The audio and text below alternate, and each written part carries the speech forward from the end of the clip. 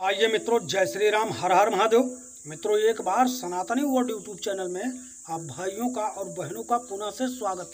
जैसा कि मित्रों आप सारे लोग, आप सारे भाई बहन जानते हैं कि आज ज्ञान वापी मस्जिद पे घमासान छिड़ा हुआ है और सबसे ज़्यादा मित्रों पीड़ा जानते हैं किसे हो रही है? मुगलों के समर्थक अकबरुद्दीन ओवैसी और असउद्दीन ओवैसी को।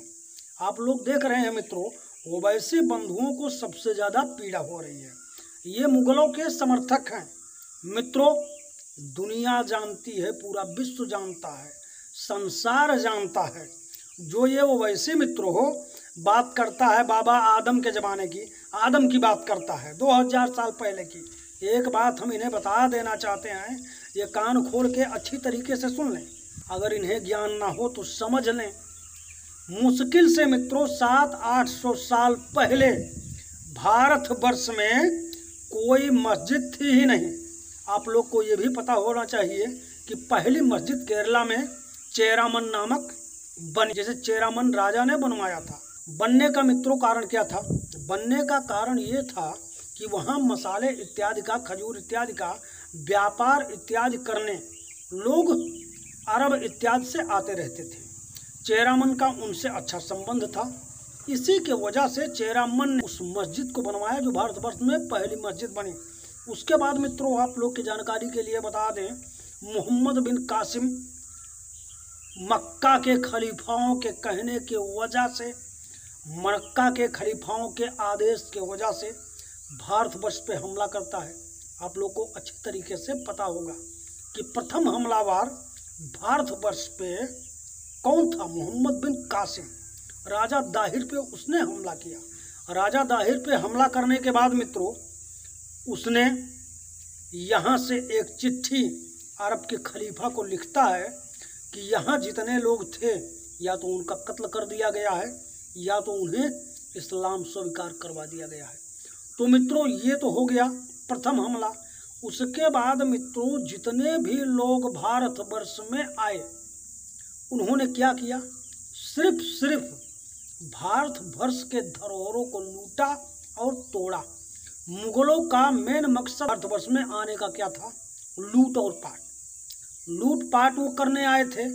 लेकिन मित्रों हमारे भारतवर्ष में यहाँ कुछ ऐसे लोग थे जो उनके डर से अपना पिछवाड़ा खोल के इस्तेमाल करवा लिए। उसके बाद जानते हैं मित्रों वो क्या? पिछवाड़ा उठाने वाले बन गए। आज वो अपने आप को कट्टर मुसलमान बोलते हैं। जो हमारे भारतीय मुसलमान हैं, जो अपने आप को कट्टर मुसलमान बोलते हैं, जो आसमानी किताब की इतनी ज़्यादा इज्जत करते हैं, ला इलाहा इल्लल्लाह मुहम्मद रसूल अल्लाह का नारा हमेशा लगाते हैं, उनके बाप दादा क्या थे उन्हें पता करना चाहिए। तुम्हें तो लज्जा आनी चाहिए। ना ही तुम्हें लाज है ना ही तुम्हें शर्म है, क्योंकि तुम कन्वर्टेड हो 100% कन्वर्टेड हो। एक बात बता दें, यहीं से तुम चले जाओ मक्का मदीना अरब इत्यादि देश में चले जाओ, पैसा देने के लिए तुम्हारा इज्जत है। जब तुम जाके वहाँ पैसा दोगे, हज करने जाओगे, तो अपना पैसा जाके वहाँ तुम बर्बाद करो। उसके बाद अदर कंट्री में कन्वर्टेड मुसलमानों तुम्हारी कोई इज्जत नहीं है, तुम्हारी कोई और वैल्यू नहीं है। तुम तो इस तरीके से हो कि तुम्हें एयरपोर्ट पे नंगा करा दिया जाता है। क्यों करा दिया जाता है? क्योंकि तुमने जो आसमानी किताब से सीखा है, इसी की देन है कि एयरपोर्ट पे तुम्हें नंगा करा के तुम्हारा झाड़ा लिया जाता है, तुम्हें चेक किया जाता है, क्योंकि कहीं आतंकवादी तो नहीं। ये सारी चीज़ें मित्रों होती है। तो मेरे कहने का मकसद मित्रों ये है, सिर्फ आज ज्ञानवापी मस्जिद की बात नहीं है। और मित्रों एक बहुत गहरी बात आप लोग को बताना चाहेंगे, ज्ञानवापी मस्जिद क्या ये शोभा दे रहा है? ये कोई भी व्यक्ति सुनेगा, समझेगा तो उसे पता चल जाएगा कि ज्ञानवापी मंदिर हो सकता है, ज्ञानवापी मस्जिद नहीं हो सकती। क्यों? क्योंकि मित्रों आप लोग जानते हैं कोई मुसलमान अपने बेटे का नाम मोहम्मद राम रखेगा लक्ष्मण मोहम्मद रखेगा, या मित्रों इस तरीके से कोई नाम वो रखेगा? नहीं रखेगा। तो इसी तरीके से मित्रों ये बताइए, मित्रों देखने में और सुनने में ही लग जाता है कि ज्ञानवापी मंदिर है, मस्जिद नहीं है, उसे औरंगजेब के द्वारा तोड़ा गया। इसी तरीके से मित्रों आप भाइयों को मैं बताना चाहूँगा कि भारतवर्ष में हजारों मंदिरों का लूट हुआ है, हजारों मंदिरों को तोड़ा गया है, जिसमें कठिया पार गुजरात सोमनाथ को तो 17 बार इन आताताई लुटेरों द्वारा तोड़ा गया और हिंदुओं का नरसंहार किया गया।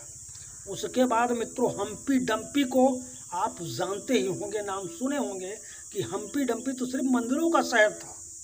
हम्पी डम्पी को मित्रों नादिर शाह और अहमद शाह अब्दाली ने 15 दिन तक लगातार लूटा और सब कुछ तोड़ डाला। मित्रों हम्पी डम्पी के मंदिरों का चित्र आपके नोटों पे आता है, आप देख सकते हैं, रथ की पहिया लगा हुआ, वो हम्पी डम्पी का है। इसी तरीके से मित्रों आप लोग ये भी जानते हैं कोणार्क सूर्य मंदिर को इन लोगों ने नहीं लूटा, या मीनाक्षी मंदिर को नहीं लूटा, या अब काशी विश्वनाथ की बारी तो आप लोग देख ही रहे हैं। उसके बाद मित्रों आप लोग ये भी देखे होंगे श्री राम जन्मभूमि के बारे में, कितने सत्य को इन लोगों के सामने रखा जाए, फिर भी ये मानने को तैयार नहीं है, फिर भी ये मुगलों के सपोर्टर बने बैठे हैं। अरे भाई मुगलों ने इस सोने के चिड़िया की गर्दन मरोड़ दिया, सोने के चिड़िया को पूरी तरीके से लूटा, और ये धरोहर किसकी थी? ये धरोहर सिर्फ सनातनियों और हिंदुओं की थी। तो अगर आज उस चीज़ को हम वापस लेना चाहते हैं तो इसमें कौन सी बुराई है? कोई बुराई नहीं है, और सारे अच्छे मुसलमानों को सपोर्ट करना चाहिए कि अपनी धरोहर तुम वापस ले लो। भाई देखिए, दूसरे के जगह पे इबादत करने से तुम्हारा अल्लाह खुश नहीं होगा, ये निश्चित तौर पे जान लीजिए, क्योंकि परमात्मा कभी ये नहीं कहता कि आप गलत रास्ते पे जाओ। लेकिन हाँ, परमात्मा के जो दोगले मैसेंजर होते हैं वो ज़रूर आसमानी किताब का निर्माण कर देते हैं और ज़रूर लोगों को आतंक के रास्ते पर ढकेल देते हैं, जैसा कि मुसलमानों के ही साथ हुआ है। तो आइए मित्रों, बातें आशा करता हूँ आप भाइयों को समझ में आई होगी। मिलते हैं फिर किसी और वीडियो स्टेटमेंट में, तब तक के लिए धन्यवाद, प्रणाम, नमस्कार, जय हिंद, जय भारत। बोलते रहे हर हर महादेव। धन्यवाद।